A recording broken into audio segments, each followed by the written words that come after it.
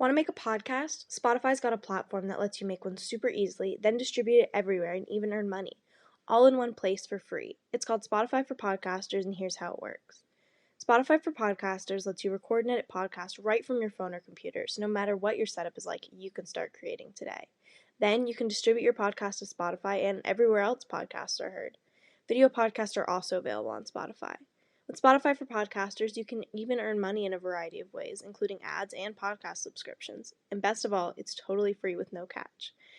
Spotify for Podcasters has made our podcasting process so much easier and even has options like Q&As and polls so we can engage with listeners. I highly recommend you give it a try. Download the Spotify for Podcasters app or go to www.spotify.com/podcasters to get started. The following contains descriptions of physical violence, sexual violence, and graphic descriptions of autopsies.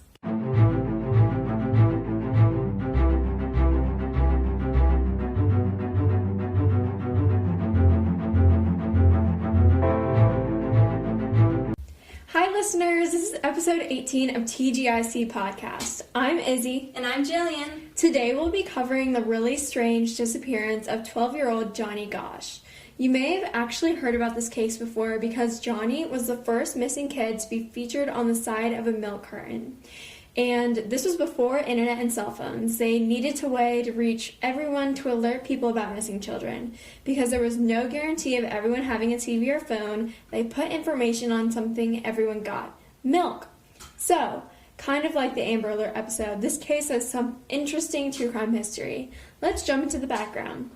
So, John David Gosch, he had a nickname of Johnny, was born on November 12th of 1969, so he was 12 at the time of his disappearance.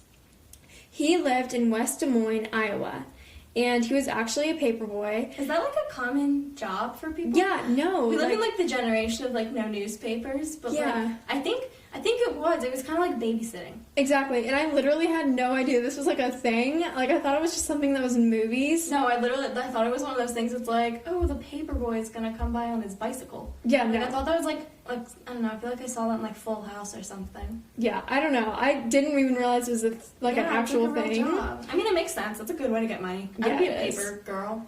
Hey, Yeah. You shouldn't say paperboy. That's so sexist. Yeah, paper child. That doesn't sound That's right. worse. That doesn't sound right. Paper person. Paper person, yes. Yeah, Okay. pee-pee. So, he lived with his parents, Noreen and John Gosch. Not to be confused with Johnny Gosch. Yes, and their miniature Dachshund, Gretchen. Dachshund. Dachshund? Okay, Gretchen. That is like one of the weirdest dog names. That is such, and yeah, Gretchen is a human name, not a dog name? I don't know. No, it's like an old lady name. Yeah, I really don't know. Gretchen. Wait, Gretchen, is there come like here, a Gretchen. character on his show named Gretchen? I don't know why. Yeah, Gretchen Wieners from Mean Girls. Oh, right. Oh Yeah. my god, that's weird. They had a dog named Gretchen. Yeah, I don't know. Okay, so his distinguishing characteristics, as described by the Charlie Project and from pictures, are that he's a Caucasian male with light brown hair, blue eyes, and John has facial freckles, and he had a gap between his two front teeth at the time of his disappearance. And he also has a horseshoe-shaped scar on his tongue and a birthmark on his left cheek. His nickname is Johnny. How does one acquire a horseshoe-shaped scar on their tongue? I don't know. This is something that comes up all through this case, and I have no, why? Well, they do have to say it a lot because it's like a distinguishing feature. It separates him from like any other white boy in the 80s. Yeah, yeah. But like, how do you get one of those? How do you get a scar on your tongue? You have to like fall on something with your tongue sticking out? Yeah, maybe you like bit your tongue. Maybe. I don't know. Maybe something with the gap in his teeth caused to something with his tongue, like it indented on his tongue. Maybe, but I literally didn't even know that was something, like I didn't know you could get a scar on your tongue, so. Yeah, that's a good point. I mean, I guess there's no reason you couldn't. I just never thought about it. Yeah. Alright, so I'm going to go into the timeline. So at 5:45 a.m. on September 5th of 1982, Johnny leaves to go deliver newspapers on his typical route. His dad, John, usually went with him on this route between 6 and 7 a.m. because it's early in the morning and he wanted to make sure he was safe. Yeah, I was about to say, 5:40 in the morning is so freaking early. No, it's so early. So his dad usually goes with him, but the night before, Johnny had asked his parents if he could go alone. I guess he was having the whole, angsty teen thing. Yeah, he was He's like, I need to go alone. This is my job. Yeah. I mean, I get it, but, consequences. Yeah. So the night before, he asked if his parents if he could go alone, and his parents said no, like as they should, because it would be unsafe. It's early in the morning, like. You don't know who's gonna be out. Like, that's like, I don't know, that's when like people come home like drunk in the morning. Yeah, that's when creepos are coming out. I feel like that's just a time you do not want to be outside alone as a child. Exactly. And like, I mean, it would totally be different if he was like old enough he could drive and like throw newspapers out of his car, but he was like 12. Yeah, so... and he wasn't even on a bike, he was walking. He was walking? He was walking, which I thought all paper boys were on bikes. I guess Full House or whatever I watched that taught me that. It was wrong. I don't know. Anyway, so Johnny woke up early on September 5th to go on his paper route early and basically just disobey his parents and go alone. Like, I mean, that's such, like, a little asshole thing to do. I mean, I could never even sneak out of my house because, I mean, like, my alarm would go off. Oh, my God. Speaking of alarms, I tried to open my window the other day. What? I tried to open... So sometimes in the mornings when I'm, like, getting ready for whatever, I, like, open my windows because it's nice out and I'll let some air in, right? Mm-hmm. So usually my dad will let out my dog in the morning, so the alarm's just already off. So I wasn't anticipating the alarm to be off. It was already, like, 8 o'clock or something. Yeah. The alarm starts, like, blaring because I opened my window. And I was like, oh, frick, like, I have to fix this now. So then I had to deal with it. And then I was, like, yelled at because I apparently woke everyone up. Oh, jeez. But I was just trying to crack my window anyway, so I could never even sneak out. I have to, like, figure out how to turn off the alarm first. I mean, my house is, like, really old, so there wasn't even, like, an alarm system in my house before we moved in. Seriously? Yeah, so, like, I have no alarms on any of my windows, and our windows are, like, super, super old.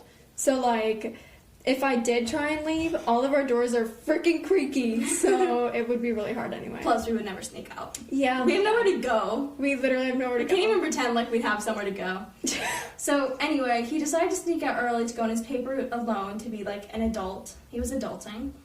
But I guess in some way he was trying to protect himself because he decided to bring his dog Gretchen with him. Oh, that's good. I would be intimidated. Aren't those dogs, like, kind of scary looking? Dustin? I think so. Hold on. I'm going to do a quick Google search because I was picturing something else and I think I may have been I don't know why. I was literally imagining, like, a they are golden not doodle. scary. Oh, my God, it's a wiener dog! Oh, my God, they're so cute, though. I was so picturing... The dog ain't gonna protect you. I was so picturing... What are those called? Like, miniature pincher or something? Like, those are kind of intimidating. Yeah, those are intimidating. These are so cute. Oh, my goodness. Oh, that one looks like a Schnauzer breed. Okay, we are totally off base. Okay, sorry. But okay, yeah, so that's the dog... not even intimidating. Yeah, the dog's not intimidating. My bad. I thought he was trying... Oh, God, that's so sad. But I still feel like you don't approach people with a dog. Yeah, you don't. I mean, Izzy is a little Frenchie. I feel like if you were walking him, no one would approach you. Plus, Louis is scary. Louis makes noise. He makes noise. He makes a lot of noise. He will bite you, too, if he gets excited. Anyway. Yeah, no, I mean, I think if you have a dog, you just look protected. Yeah. That's why anytime I go for a walk, I take Moose with me. Moose is a puppy, but he's scary. He is scary. Ferocious. Okay, so then between 6 and 7 a.m. on September 5th of 1982, Johnny is seen by a few witnesses talking to a stranger who asked for directions. It is reported that Johnny told a fellow paperboy that the man had scared him and he was planning on going home. So basically, the incident that I read about was that a car pulled up to him with, like, a couple guys in it or something and asked him, like, about what street was up the next block or something. And a couple paperboys, like, where I guess they all kind of went on the same route, they, like, saw this happen, right? And Johnny, I guess, gave him directions or whatever, and then he walked up to the other paperboys and he was like, guys, I, like, didn't feel comfortable with that. Like, that was really creepy. I'm gonna go home. Yeah. So he's like, everyone else said he, like, went to go home, and then a few minutes later, once Johnny was, like, in a more secluded location, two men grabbed him and threw him into the backseat of their car. And, like, a few witnesses even saw, like, the car, like, screech off and drive away, and they just didn't report until later. Which kind of sucks. Like, maybe they were just confused. I couldn't tell if those were adult witnesses or if, like, paperboy witnesses. But, like, if you see anything that gives you the least bit of suspicion that something is wrong, report it. I know, but like, you have to think about it from their perspective. Like, maybe they didn't know what could have been wrong. True. Like, they didn't want to report and, like, get in trouble for lying, and I don't know if they couldn't or, find like, inaccurate information or something. Yeah. So after that happened, at 7 a.m. on September 5th, Johnny's parents get a call get a couple calls from their neighbors saying that Johnny hadn't delivered their papers yet. So they figured he'd overslept, so his dad just went to go wake him up. So, I mean, that makes sense. Like, yeah. He overslept, he's a kid, he probably just forgot to go in the morning. So he realized then that his, like, bed was empty, and Then he found a red wagon full of undelivered newspapers. So they, like, got kind of freaked out, so they called the police to, like, report him missing. And this is the saddest part. Oh my god, this is so sad, because something about me, I have, like, no emotion with humans. I don't know why. I have, like, a problem where I can't, like, feel as much emotion for humans. But Gretchen the dog returned home a little bit later. Oh, okay, that's good. I was really nervous that the guys, like, took the dog or something. No, the dog made it back, but isn't that so sad? That is really sad. She returned without Johnny. She had to, like, wander back by herself. Oh, Okay, I'm, like, gonna start crying. We have to stop. Yeah, okay. Oh my god, Izzy shed a tear. Okay. So then, in the months and years following Johnny's disappearance, Noreen Gosh, Johnny's mom, so she's just kind of a badass. She, like, worked for a lot of years to investigate her son's disappearance because the police were just totally ignorant in the case, and they were not helpful investigating. Like, so they started off by just claiming Johnny was a runaway for, like, the first 24 to 48 hours of him being missing. That's literally the worst thing. No, because, okay, so, like, the first 24 to 48 hours are, like, the most important time in the case, so, like, messing up that basically just botches the investigation. Yeah, because, like, they didn't collect evidence properly and stuff. Like, that's just... Yeah. I hate it when they do this in missing persons. Well, it sets them back so much. He doesn't have a history of being a runaway. He is a child. Like, he's not even a teenager. He's a child. Like, that's the thing I will never understand. Like, I could understand. No, it's not good to, like, say, oh, if they run away in the past, that they could potentially run away. Like, yes, that does poses, like, a danger factor in other cases, but, like, if you don't have a history of running away, like, why say he's a runaway? Exactly. If you get, like, wouldn't you rather just investigate a missing person and find out they were a runaway? Exactly. And I mean, not to mention, like, he left his dog. That means he would have literally just left his dog, left his wagon, and just walked. Yeah, exactly. And, like, that doesn't make sense. Who leaves their dog? No dog owner just, like, abandons their dog in the middle of the Nobody street. does that. So even if they're gonna somehow wander back home. Yeah. Oh, poor Gretchen. This is making me sad. Okay, so after that, like, she really worked hard to just investigate his case and bring a lot of, like, awareness to it, because I guess the police were just doing a shit job.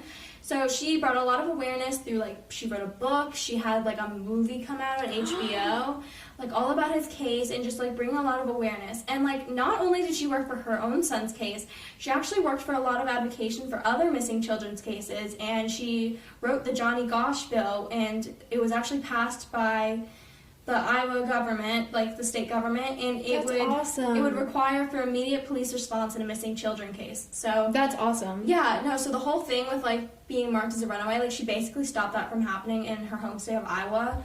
And she just really worked hard, not even, like, for her own son. She worked for other people's kids, because she, like, that became her whole life. And, like, honestly, Noreen Gosh is just a badass. Like, she is a total badass. Like, that's awesome. Yeah. I don't know how to, like, else to say that. Like, I don't know. Sometimes you see in cases where the parents, I mean, they'll just act fishy, or they'll, I mean, not that, I don't know. Sometimes there's just something off with the parents. Yeah. Or sometimes they don't, like, do very much, I guess. They don't, like, do much, like, they focus on their own kids. Yeah, they're not helping fine, others. But they're not helping others. And, like, I feel like someone who has the experience should know what other parents are going through and try to help them, which is totally what Noreen Gosh did. And, like, honestly, she's so cool. Yeah. So that's kind of the end of, like, the timeline for Johnny's case, but we wanted to talk to you a little bit about, there are two cases that Johnny's has actually been connected to. Mm-hmm. So on August 12th of 1984, a 13-year-old paperboy disappears from the south side of Des Moines, and his name was Eugene Martin. Okay. And so, like, he's literally, like, a year older than Johnny. It was, like, in the same, like, span of 2 years, and he was a paperboy. Like, that's so it's, weird. like, In the same place, Yeah, too. no, like, literally, I think they were, like, it was, like, a 20-minute difference or something. Oh, my God. Yeah, it was not, like, a big difference. It was almost the same case. So then again, on March 29th of 1986, 13-year-old Mark Allen disappeared going to a neighbor's house alone in Des Moines. And from the story I read, he was at his house. His mom said you could go to your friend's house, and he, like, his friend's house was, like, down the street. So he, like, walked down the street and somehow disappeared before making it there, and the neighbor had to call and, like, tell his mom he never made it. So those cases have always been connected because they're just very similar person profile, So similar. age, and, like, area. So they just made a lot of sense, I guess, for being connected with that. Mm-hmm. So with that, we're going to get a little bit into the theories. So the first one is the serial killer with a paper boy or a 13-year-old boy MO. So this theory is one that is more plausible in my opinion because it just seems like substantiated. And like we just said, like there were the 3 boys that like were kind of related to Johnny's case, Eugene and Mark, and they were abducted while on like a short little route, like it wasn't far from their house or far from like other people, and they were probably just taken, like in this theory, by the same guy or same group of guys. And so we're most likely dealing with a guy who is a pedophile and has a very specific MO to younger like boys in Iowa. And the most interesting thing is that they all disappeared without a trace in Des Moines, which means, and they're like all the same age and stature, which means the serial killer would like really have the most specific MO. Yeah, that's so. I mean, that's the only reason like they all disappeared without a trace. They all were similar age and stature. Like they were literally like they were almost like the same boy. Identical. Yeah. And it's very coincidental, I guess. I don't know. Like, if this is not a serial killer, then these are some serious coincidences. Exactly. So none of these boys have ever been found, deceased or alive, which means that they most likely have a killer who's experienced or has thoroughly thought out the crime and the victim type. And so that's where I have to, like, go off. Like, I don't know how, like, when people disappear and there's no body and they're just never found, it bothers me so much because, like, where the fuck are they? Yeah, exactly. No, like, that's something that keeps me up at night. Because, like, you have to think about it. Like, there have to be somewhere. Yeah. Like, even if they're dead or alive, there's somewhere. Like, I understand that they could be buried in a ditch somewhere and just never been found. But then, like, also, what's the probability that maybe they were, like, kidnapped and then, like... Kept alive. Like, kept alive and, like raised? Like, you see that sometimes where they're, like, raised by a kidnapper. And then, like, what if they were basically, like the kidnapper probably would have been old at this point, like, died, and then these people are just free and, like, barely know who they are. Yeah, and I mean, we'll get it more into, like, a theory that's, like, kind of like that later, but that's just so weird to think about. Because they're somewhere. Yeah, they're somewhere, whether that's... Dead or alive, they are somewhere, and, like, where the fuck are they? There's so many missing people who are... They've got to be dead or alive somewhere, and I just don't... Like, they just bothers me that I don't know where they are. Oh my god, okay. Okay, so then, like, I just think that this is, like, the most likely theory because it's such a coincidence, and it's, like, within a 4 years time span, and none of them have ever been found. Like, I just think that one makes, like, the most sense. Yeah, that's I agree with that. And also, these other theories we're going to talk about have been partially disproved. So the one I'm going to start with is the child pornography ring theory. Oh, Jesus Christ. Which is... fucking bonkers. I've never, like, it's insane. So, first I'm going to get into a little background about it. So, in June of 1988, many allegations started to come forward that there was a Franklin child prostitution ring located in Omaha, Nebraska.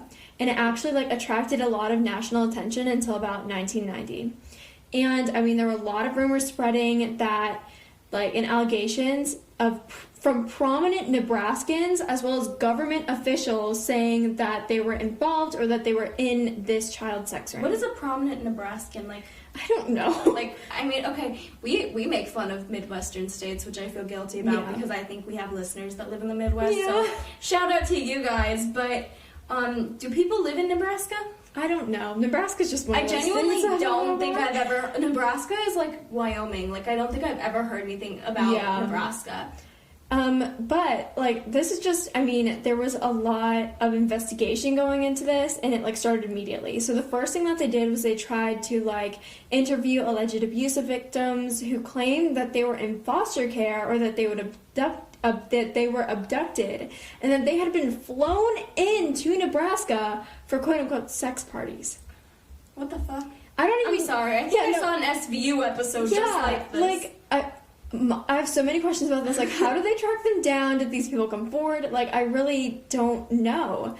And, I mean, people went so far to speculate that these child sex rings did not only include sexual acts, but also satanic worship, sacrifices, and cannibalism. Oh, my God. Yeah. So, now you may be asking, like, what does this have to do with Johnny? Yes, I am asking, what the fuck does this have to do with Johnny? Well, in 1989, a man named Paul Bonacci came forward to his lawyer, and he said that he had been abducted into the sex ring, and that he had been one of the people who helped to kidnap and transfer Gosh to the sex ring. Oh my God. And I mean, this would make sense. Like, he was picked up by some guys in a car. Like, I mean, that kind of makes sense. And I mean, this basically means that Johnny is or was involved in the Franklin Child's prostitution ring that was in Omaha. And I mean, when Paul's story started to get out, he had like a lot of people who believed his claims, and he even met Noreen, who is Johnny's mom. Well, that's not a shocker. She was very involved in the case. True, but Noreen claims that Paul knew like very personal things about Johnny that had never been publicly released until like now. So like what we talked about earlier, like the birthmark on his chest and the scar on his tongue and a burn scar on his lower leg. How would that not be released to the public, though? Didn't they have, like, identifiers? I don't know, Maybe but they just forgot it was released to the public? Yeah, I don't know. Something seems weird about that. It does seem weird, and I mean, like, in the article, she said that was, like, the specific stuff that he talked about. Like, I don't know. And, I mean, you may be asking, like, if this guy claims all this stuff, like, were they ever further investigated by police? And if they, like, held any truth? Well, actually, when police thoroughly investigated all of these claims, they discovered that all of the rumors about this Omaha sex ring and accusations that had been filed were fabricated. Okay, how is that even possible? This has, like, been so much detail. Like, I don't think we've had this much detail in a theory in, like, forever. And it's all fake. They were fabricated, guys. Like, what? So, a man who was fired from quote-unquote Boys Town, which was actually a former home for boys. And I talked to my mom about this, and she said, yeah, that was like, they were under fire for so many things. They actually were shut down a few years ago. God.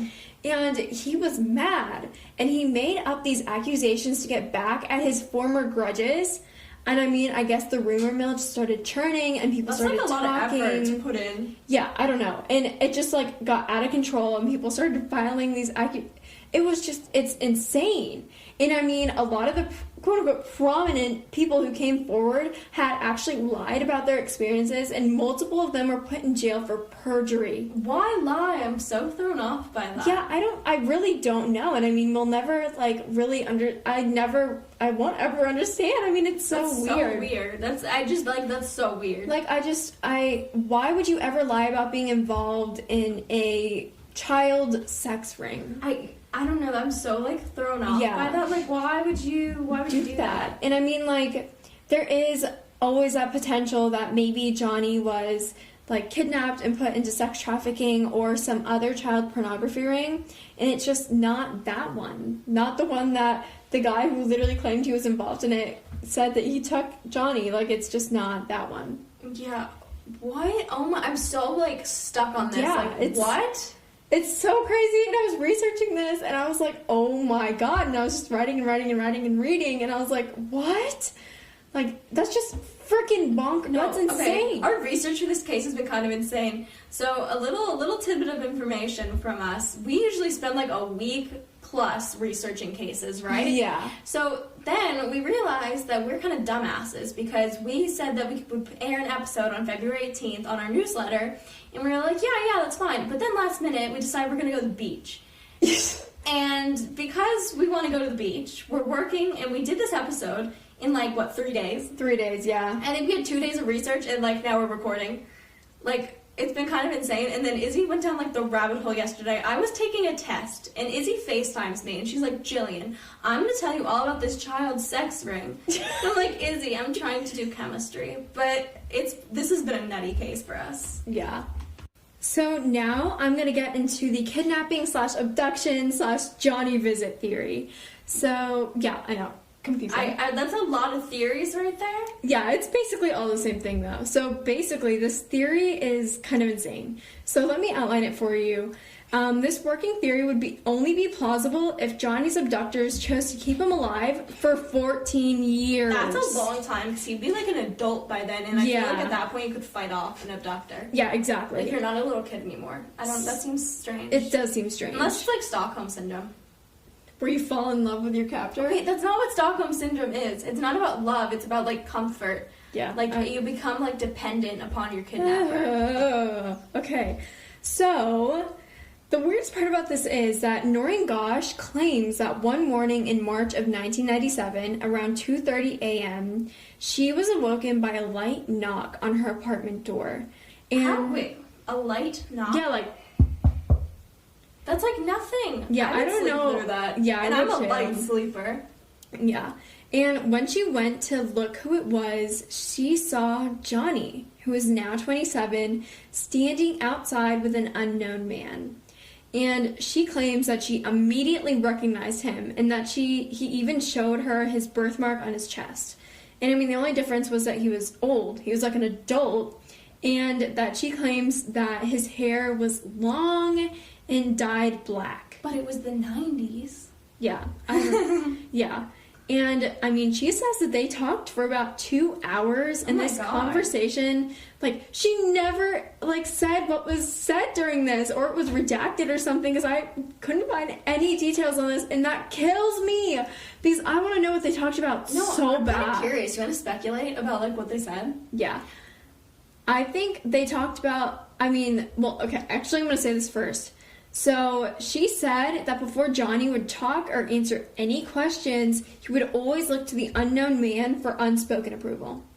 Okay, so probably Stockholm Syndrome. Yeah. That's what that sounds like. Like, she said that they, I mean, like, I'm guessing they probably talked about, like, I don't know. I actually, like, okay, so here's where I'm at. Like, I was thinking at first, like, this is his mom, and as much as she was involved in the case, like, I don't think she would want all the details. Like, I think she just want to talk to her son about, like, his life. Mm-hmm. But also, like, his life is being kidnapped if this is the case. Exactly. Like, so they must have talked about it. Yeah. And I mean... Unless that is his kidnapper, then, like, what the hell would they talk about? What was the point of even coming? Yeah, I don't even know. And she said that the only thing that's ever been released about this is that, quote-unquote, Johnny said that, yes, I'm saying quote-unquote, and he said that he had been abducted and he escaped his captors and that he could not talk about it or where he was going. Okay, and then who the hell was the other guy? Yeah, exactly. We don't know. Like, so weird. She doesn't know, and it's never, like, nobody knows. And then he just left, and she's never heard anything from him since. Okay, so we're about to speculate whether or not this was, like, fake. Mm-hmm. Because her husband was all like, well, actually, it was her ex-husband at the time. They got divorced after he disappeared. But he was like, oh, she made this up. Like, she's delusional. It's a hallucination. Okay, Noreen, my bestie Noreen, definitely did not make this up, in my opinion. No, I think someone was just messing with her, and that's like even worse, Which honestly. is, it's like a cruel, cruel joke. I mean, I gotta be honest. Johnny isn't that different. Like, he's not different from any normal-looking white guy. Yeah, I think someone was messing with her, and I know it's public knowledge, basically, where she lives, because she's lived in the same place. Yeah. Like, she's kept his room the same and everything, just in case he comes back. And, like, I think that's just, like, someone probably was, like, gonna play a cruel joke on her, which is terrible. Which is freaking horrible. And additionally, this actually kind of substantiated her claims at the time. A month later, a series of photos was dropped on Noreen's doorstep. And in this series of photos, multiple young boys were pictured bound and gagged and laying on the ground. And I mean, like, she is adamant that it's Johnny. Like, she definitely feels like one of the boys is Johnny. And you can, if you look up Johnny Gosch, you can find all of these photos. And oh my god, did you look at these? I did look at them. Oh god. And no. Actually, in my personal opinion, these photos are depicting boys who don't look like Johnny whatsoever. Okay. Like, they're all younger, and they all look just different than him. I don't know how to explain it. And, I mean, all of them don't necessarily seem like they've been hurt or put through any trauma prior to these photos being taken. And, I mean, like, that's hard to differentiate, but, like, I've seen actual, like, pictures of people, like, bound and, like, hurt and stuff, and they don't look like they've been put through any trauma. They don't look very scared, and they're literally, like, the gags and bounds aren't put on tightly or anything. So, like the Tara Calico picture? Yeah. That's like the most famous true crime picture. But the thing is, it doesn't even look like that, because you can tell that the girl and the boy in that picture are, like, noticeably, like, distressed, like, wide-eyed and, like, freaked out. You know what I mean? Yeah, but you notice, like, it's, you said with they were loosely bound or whatever. Like, it looks staged. Yeah. And, I mean, again, Noreen is adamant that these photos and the event where she saw Johnny are real and that they're, in fact, Johnny. However, months after these pictures appeared in September, an anonymous letter was sent to the police that claimed that these photos were investigated years prior by a detective named Salva, and they were proved to be multiple young boys who took the photos while playing an escape game. And I mean, I totally get this. I mean, I did stupid shit like this when I was little. I had yeah, I had videos on my phone of me and my cousin. We would like tie each other up and like what? It was like a joke. It wasn't real. It was like a joke. And then we would like run through the house and try and find each other. You had an interesting childhood compared to mine, Izzy. Yeah, well, anyway, I'm just saying, it's totally normal that kids did stupid shit like this and thought it was funny. No, that makes sense. And somehow these photos got out and got circulated, and people thought it was, like, real kids. And, I mean, they actually found multiple of these boys who were in the photos, and they were like, yeah, it was literally a game. Like, how did they get leaked? It was, like, 1980. No, like, these photos got spread somehow. So like, weird. Somehow people got a hand of them and, like, spread them around. And, I mean, not to mention, the photos were, like, tested for dates and how old they were, and they were proved to be from 1979 or 1980. Like, they were Polaroid pictures, and that was a couple years before his abduction. Yeah, so there's really not any chance that it was of Johnny. Yeah, that's kind of weird. And, I mean, the photos have been mainly negated from the theory. And a lot of people have said, like, I mean, obviously, Johnny coming to her house was kind of a cruel joke. Yeah, you know that's kind of where I'm at. I feel like someone was just playing, like, a joke on her. Yeah, a very fucking cruel joke at that. And, I mean, share this with us. Do you guys think that Johnny was really at his mother's apartment on that March night? Was it a cruel hoax, a hallucination?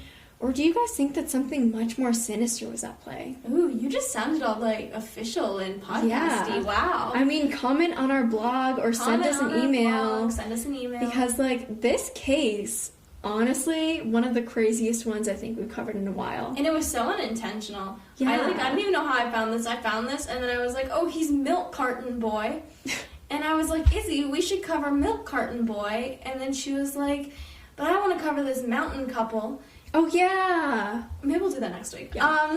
And then I was like, no, let's try the milk carton one first. And we did. And then Izzy got more into it than I did. Dude, this case, like, it's just a rabbit hole. Like, it is an endless pit. It's crazy. Okay, so this was the infamous case of Johnny Gosch. Tune in next week for another mysterious case. And make sure to follow us on Instagram at tgic.podcast. Bye! Okay, so did anyone catch on to the fact that we, like, swapped things this week? We switched up our parts. It's like Freaky Friday, but this will air on a Thursday. But we recorded this on a Friday. Okay, whatever. I don't know if anyone actually cared or noticed, and I don't know. Let us know who you like better doing what parts, but see you next week. Bye!